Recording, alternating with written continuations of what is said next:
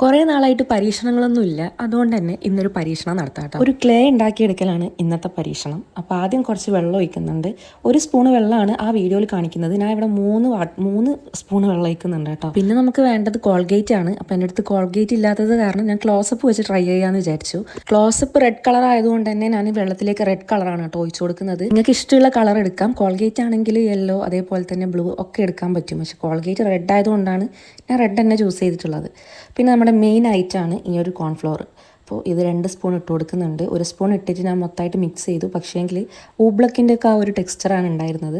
അതുകൊണ്ട് ഞാൻ വീണ്ടും 1 സ്പൂൺ കൂടി ഇട്ട് കൊടുത്തിട്ട് ഇതേപോലെ ആക്കി എടുത്തിട്ടുണ്ട് കേട്ടോ. സംഭവം വർക്കിംഗ് ആണോ എന്ന് ചോദിച്ചു കഴിഞ്ഞാൽ നമ്മുടെ സോയിൽ ക്ലേ ഒക്കെ ഉണ്ടാവില്ലേ, അതേപോലത്തെ ഒരു ടെക്സ്ചറാണ്. കട്ട് ചെയ്ത് കഴിഞ്ഞാൽ സോയിൽ ക്ലേ കട്ട് ചെയ്ത പോലത്തെ അതേ ഒരു ഫീലാണ് കേട്ടോ. അപ്പോൾ തൽക്കാലം ഞാൻ അത് വെച്ചിട്ടൊരു സംഭവം ഉണ്ടാക്കി നോക്കിയിട്ടുണ്ട്. ഉണ്ടാക്കാനൊക്കെ എളുപ്പമാണ്, പക്ഷേ ഇത് ഡ്രൈ ആവോ ഇല്ലയോ എന്നുള്ളതാണ് എനിക്ക് കൺഫ്യൂഷൻ. എന്തായാലും ഒരു ഡേ നോക്കാം.